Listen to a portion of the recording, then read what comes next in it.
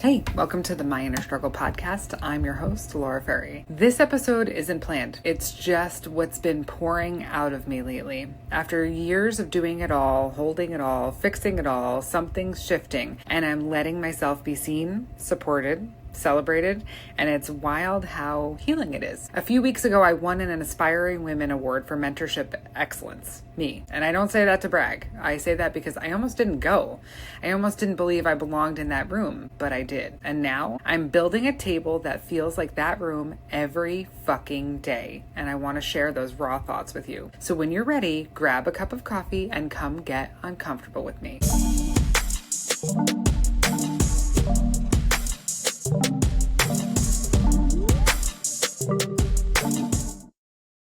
Welcome back. This is episode 65 of the My Inner Struggle podcast, which is pretty fucking cool. And I'm going to say this is probably the most raw episode that I've done in a long time. It's kind of crazy. I am legit hiding in my bedroom because it is in fact summertime and I am surrounded by children, trying to navigate that. And I love having them around, but they are a little bit of a distraction. I'd love to fuck off and just do whatever. They're circling me like vultures during the day when I'm not running around meeting clients and stuff. But anyway, I want to jump into it. I pick a topic of something that may be going on either with a client or something like that, to use that as an example to get through whatever the lesson may be or whatever point that I want to kind of highlight. But today, this is probably the most raw episode that I've done in a long time. My hair being a great example of that. This is how I'm showing up. It's 100 and fuck degrees outside, and I just don't have the patience to deal with coming in and out of the humidity and dealing with the frizzy and curliness that is my hair. We've all been there, and that's why I didn't really care if I show up like this or not. I don't think that you're going to love me any less based on my hairstyle. I don't think, anyway. And if you do, then we could talk about it a little bit. But regardless of that, it's been kind of a whirlwind. I mentioned in the intro that I won an award a few weeks ago, and I won. I don't know who nominated me. I was nominated for 2 different awards, and that was kind of validating to me, just knowing that someone was getting something from whatever it was I was putting out into the universe. So that feels really good. But just like the last award that I won, I didn't see it. I know that sounds kind of weird, and I do help a lot of people and I love helping people. People are my passion, but it was just kind of surreal. I didn't really think that I belonged in that room, especially against some of the other people that were nominated as well, because truthfully, we all deserve it. Every single one of us. Every one of us, because we're always helping people. And for years, I kind of fought for those types of things, not recognitions. That's not what I'm talking about, but I fought for love. I fought for validation. I fought for space in people's lives. And now I just am. I'm not like auditioning for life anymore. I am who I am, and you can take it or leave it. I know that I have something to offer. After years of personal growth and personal development and just kind of digging into myself and my why in every kind of situation and replaying my childhood and addressing that. And then also on the business side, when you work on yourself, and address those things, how you might react to people and things like that, it helps you grow in your business as well. Whether you're a business owner or an employee or whatever, the reactions that you have with your coworkers, that's all based on your where you're at, your level of maturity, your level of growth, your happiness within yourself, the relationship that you have with yourself, and the way you love yourself, truthfully. But one thing that I've been struggling with lately is support. And so a few weeks ago, I do a lot of different things. I'm not married to any one technique. I use all the tools available to me. And if there is a tool that you know about that I have not touched on, I want to know about it because maybe I haven't even been there yet. And that's really fun. Just kind of discovering new things too. But I've talked about affirmations and mantras and meditating and all of those things. I even pull tarot cards every day. That's something that I do for myself, for my business. I pray. I have a relationship, a spiritual relationship with God now that I never had in my life. And if you read my book, Is It an Open Bar? All of that is in there because we go through this personal evolution and you are the only thing stopping you from continuing that evolution. There are so many people that get to a certain point and then they don't continue to grow. And so that is something that's like really important to me because as you continue growing, all of these positive things continue to come your way. So one thing that I've been working on and in a personal growth aspect is having support. And so I've always been that support and I kind of got to a point where I'm like, well, where is my support? I need to put myself out there to ask for support, and asking for help has always been a really, really hard thing for me. I think partially because in childhood, I didn't really have anyone that I could rely on safely for that. It wasn't that type of environment. So I learned to be very independent. Again, I wrote about that in my book as well. But when you feel like you're the one that has to carry it all, be the strong one, but you have to learn how to receive as well, receive help and support. The community that's been showing up for me is really cool. The award was neat because it feels like I'm making an impact on people that I don't even know and that they're listening, and I'll get a message, after a podcast or something like that or something I post and they're like, wow, this really spoke to me.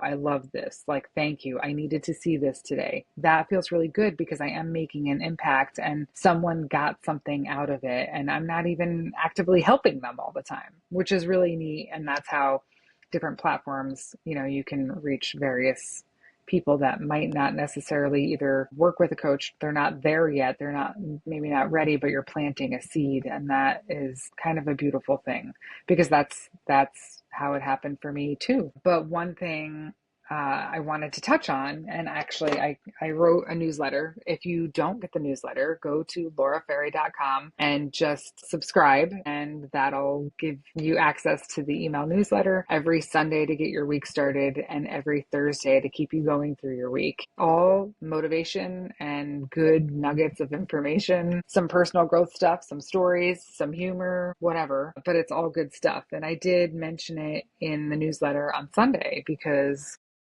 last week, let me backtrack. One of my biggest fears since I've been divorced, so I've been on my own 6 years, and one of the biggest fears that I had was going someplace far with my kids.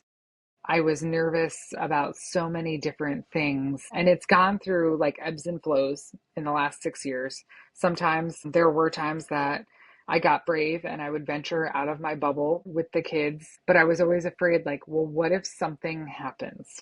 I'm the one in charge. I don't really have anybody to call. What will happen? And that's a confidence issue, obviously. So a long time ago when this was happening, I would push myself outside my comfort zone to take the kids somewhere or whatever. And I'm not talking about locally. I'm talking like on a vacation or somewhere a few hours away doing things. Because again, like what if, and I had a reliable car, but I was still kind of like, well, what if I get into an accident? Who am I going to call? Who's going to be my emotional support? How am I going to know what to do or how to handle it? And it might seem so trivial to you, but it was like this change that happened when I got divorced. And so I would push myself sometimes, and then I would continue to go back to those same places because it was comfortable and familiar. Duh, right? And during COVID, it really kind of magnified that for me a little bit, even just going to the grocery store, because when COVID started and we were on lockdown and then eventually we could, go to the grocery store and social distance and wear a mask and, and we were spraying down our fucking groceries with Lysol when we got home because we didn't know what it was or what was going to happen, that was really, really hard. Especially, like I didn't have a husband to be like, well, can you run to ShopRite to pick up milk? I didn't have that. I had to figure that out on my own. And so kind of going through that gave me a little bit of confidence, forcing myself because I had to for my kids get the things that I needed. But regardless of that, venturing outside of our bubble was something that was a little stressful for and still is at times, but I kind of work my way through it. It depends on like what we're doing. So in the last year or so, I think the part was the car that I was driving was a lease, so it was pretty new. But being in business that it's not, where am I going with that? Scratch that. About a year ago, I had to get a car that was like a little bit older. And so I drive that now until I reach my next step. And so about a year ago, I started pondering the idea of going places with my kids in the summertime. But I was a little afraid because and I don't have any reason exactly to be afraid, but my car, like what if something happened with the car or, whatever it was, it's just a fear. And I was letting that fear take over a little bit. And mind you, it's okay on my own. If I was on my own, I can kind of do anything. I don't really let it stop me. But when I'm responsible for my three amazing human beings, it's a different story. Anyway, so this past weekend, my son was at a football camp in Princeton, and it's about an hour and a half away. And my youngest was going to be with me during the day, and we decided to go to the beach. And then, while he was down at camp, so we didn't have to like drive back and forth all those hours. And so we did that. And that fear came true. I had gotten back to the football camp and my car wouldn't start. And I kind of smiled at myself because I was like, okay, I knew this was going to happen at some point because this is the universe telling me you are capable. You do know what to do, and there's no reason that you should be panicking because you're smart and resourceful and you can figure it out. And you know what? I did. But and it wasn't even that stressful. It's kind of weird that I didn't freak out and I handled it and I figured it out. And I knew that would happen at some point because I needed to learn that lesson because that fear was sitting there. So I want you to think about your own life. And as silly as that is, because that may be the furthest thing from your mind, but you might be hung up on something else. Now that that's happened, I'm like, ah, fuck, I can do anything. So I literally, right before I started recording this, committed to something that is something that I've never done before. And I'm not going to say what it is yet because I'm putting a plan in place to kind of train for it. And that'll be happening in a month. And it's kind of crazy. And I'm really fucking excited. This is how we grow. Keep pushing yourself to the next boundary or limit. The limits that you set in your head are just in your head. You can do it. You can pretty much do anything that you set your mind to. And when I hear the word no, it makes me want it more, which could be a bad thing. Maybe it's a good thing. It depends on the situation. But I wouldn't be here right now if I wasn't surrounded with so much positivity, which is really fucking cool because a few years ago, I couldn't have said that. I was in an environment where everything was negative and I was always the one. I was like the fucking Care Bear walking around, always the one trying to shine my light and make it bright and change people's perspective and whatever. And now I realize I don't need to try to change anything like that. I don't try to control anything. I can put it out into the universe. Whether you choose to accept it and move forward is up to you. I can tell you what it looks like to me.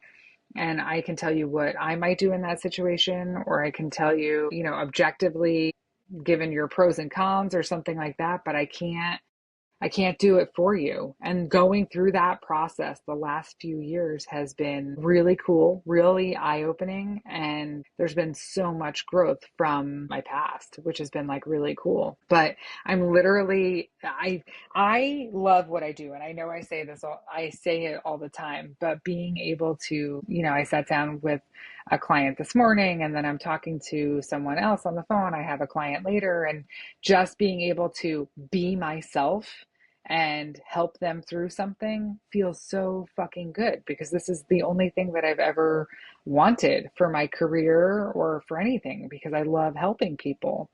And um, it's kind of cool because all of a sudden now I feel like I'm assembling this girl gang around me, and I'm finally finding my tribe. And I'm not the one like fixing everyone. It's like you're attracting these people that just want a little bit of what you have, but in a healthy way. And that feels really, really good. You can't really grow in places that you're constantly shrinking in. It's all about expanding yourself, expanding your vision, expanding your voice. So when you're in an environment where you're constantly criticized, or it's negative or anything like that, you're not going to grow there. You have to find your tribe of the right people, but it takes some time. It's not going to happen overnight. And as you evolve, you raise your vibration to the people that are around you. You know, I talk about self-love and wanting more. And I've talked about in my newsletter, actually, I put it in there about like being afraid and not having someone to rely on and not having like a partner to call for emotional support and things like that. And through my journey, there was a few people that would say, just focus on yourself. Just focus on yourself. Don't worry about dating. Don't worry about this or that. And I fucking get it. But I was focused on myself. I was doing the work.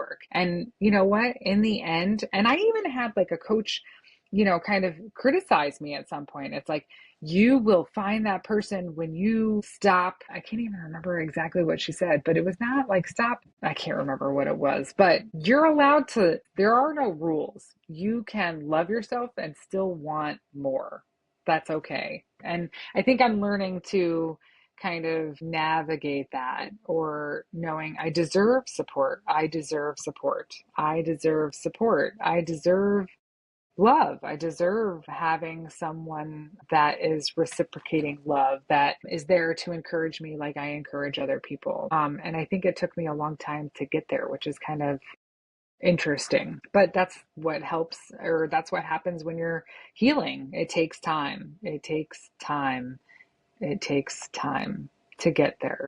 But when I talk about self love, we're not talking just about like bubble baths and affirmations. It's walking away, it's asking for help. It's letting yourself dream and like be happy again. And that, my friend, is really fucking amazing. I want I want to share a mantra and leave that with you. Let me just find it because I read it to myself every day. I don't memorize anything. This one is really great. And so I hope that you take this with you. I am open to receiving love that meets me fully. I release what was never mine. My heart is ready to begin again, this time in truth. I trust that what I've planted is growing, even if I can't see it yet. I am open to receiving love, abundance, and joy in surprising ways. I release fear and I welcome flow.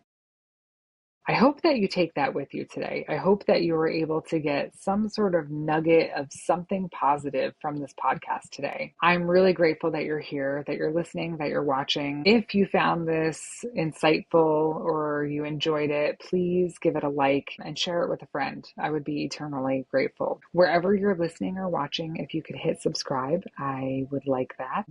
If you haven't yet checked out the blog, check out the blog at myinnerstruggle.com. And if you're interested in working with me or joining the Self Love Club, which is my online container for women to gain confidence through community and connection, it's a beautiful, beautiful place. Check it all out at lauraferry.com. Until next time, I am thinking of you and sending you love, and I will see you soon.